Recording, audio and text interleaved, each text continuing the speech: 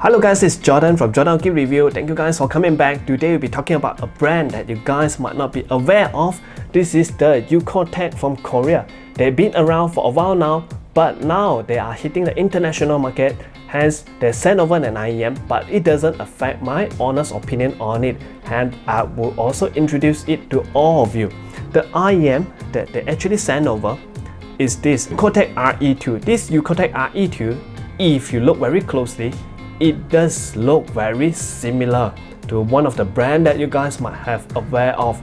So it is similar to the TNT2. The shape looks similar to the TNT2. Hence, I gotten a TNT2 myself. I go and buy it for the sake of this video. It's not easy to get one nowadays, but still managed to get one.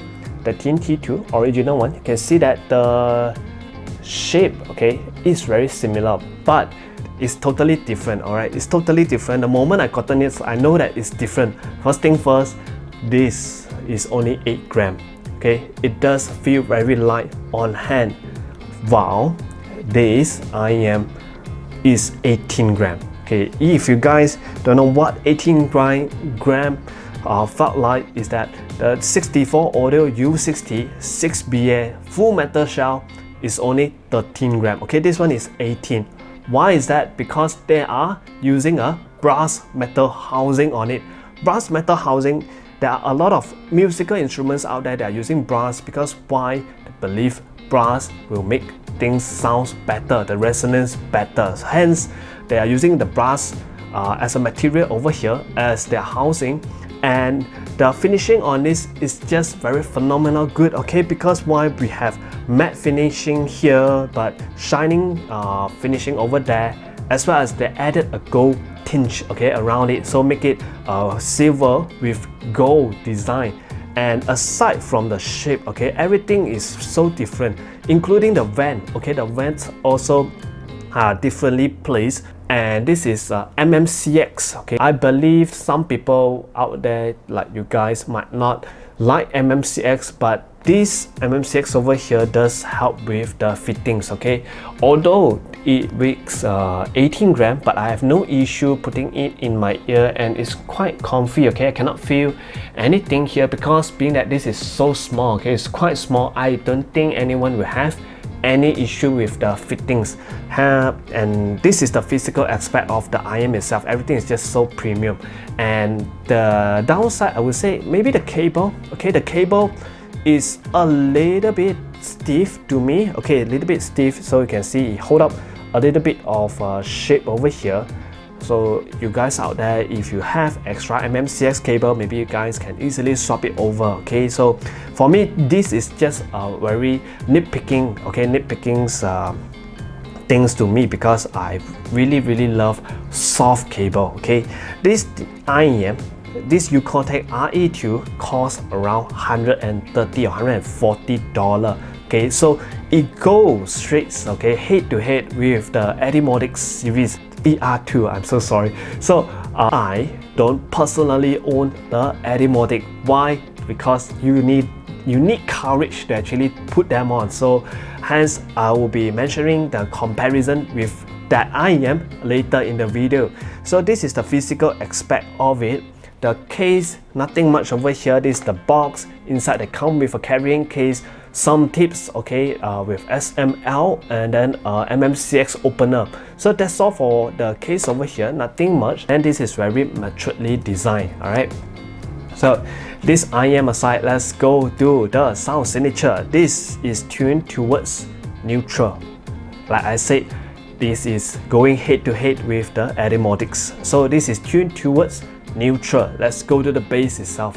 So bass over here, I would say that a lot of you would prefer more bass, okay, because seeing that nowadays IEM out there are bass boosted. Okay, they have a lot of bass, V-shaped, bassy IEM are quite well received in the community, but this is certainly not a bassy IEM. The presence of bass is over there, but it's not enough, okay, for libraries like bassy IEM, for rock library. Okay, definitely not for that. But then the presence at least is there. Okay, it's there. So because this is a neutral tuned IEM, hence the bass is tuned like this, alright? But I have no complaint over it. It's good quality bass, not muddy in any way. So quality is there, okay? But quantity definitely not for bass head like you guys out there. And for mid-range over here is so good, okay? Why so good? Because it's not recessed. First thing, it's not recessed, and all the instruments that I heard, okay, the piano, the violins, the guitar that I heard is very clean and clear and felt very real to me, okay? It felt real, and as if this is the definition of being hi-fi, because high fidelity, you wanted something to sound as close to the original itself. So hence the mid-range on this is more prominent, more clear, more transparent than ever.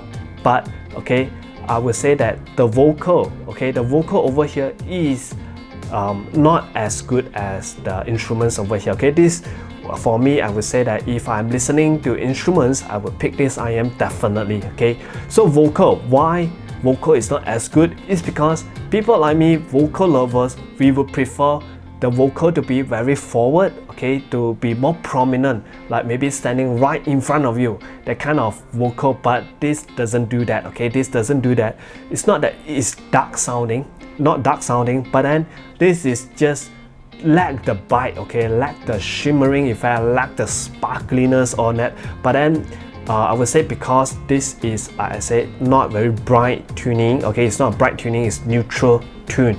Hence, they want to keep everything back to the original state, okay, like as if this is the monitoring IEM, okay. But the best part of this IEM is I can feel the depth and the width of this IEM is just phenomenal, okay. If you guys have watched my previous video, the favorite IEM that I have, okay, the 6 of them, none of them have this depth and width, okay. So I love to have a varieties of IEM that have different traits, okay, different benefit, different advantages, and the advantages on this IEM is the depth and the width and the fullness of it, okay. It doesn't sound as wide as a concert hall because it's an IEM. Well, this at least they give you a very good feeling of a very spacious room, okay. Everything is just very full sounding.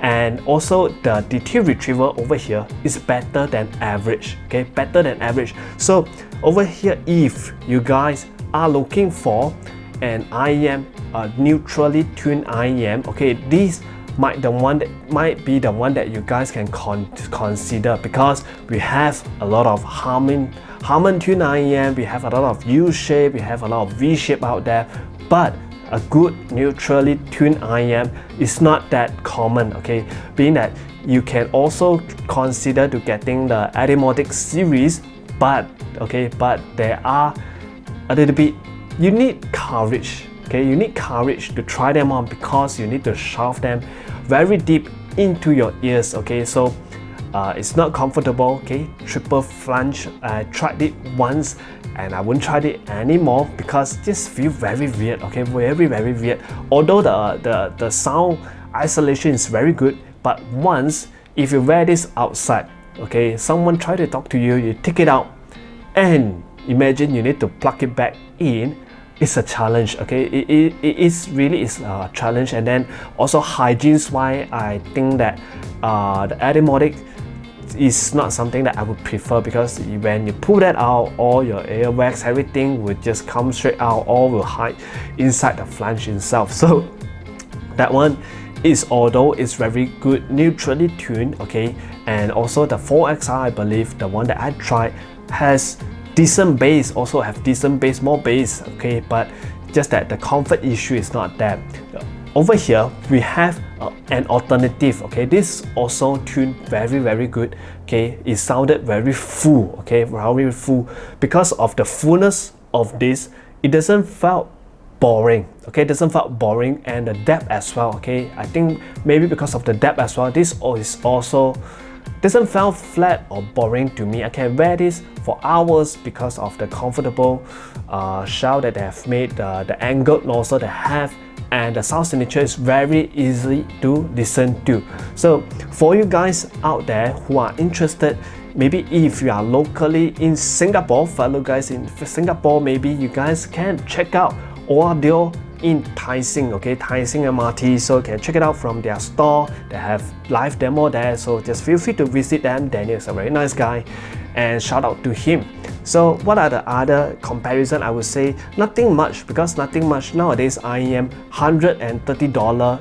I would say maybe the Starfield, okay, I have older REM, okay, like the Canas Pro or anything. So most of them are tuned to the sound that you guys are familiar with, okay. So I don't really have a neutral REM with me. So at most, okay, I would say maybe the U60, but it's not fair that this $130 compared to that, okay, which costs you around like $1,500. So it's not fair, but then this still feel very good, okay, still feel very good, very spaciously tuned. So that's all for the video today. Please like and subscribe, it does help a lot, and comment down below if you have any questions, and visit Wow Audio if you guys wanted to try this out. All right, thank you guys, see ya.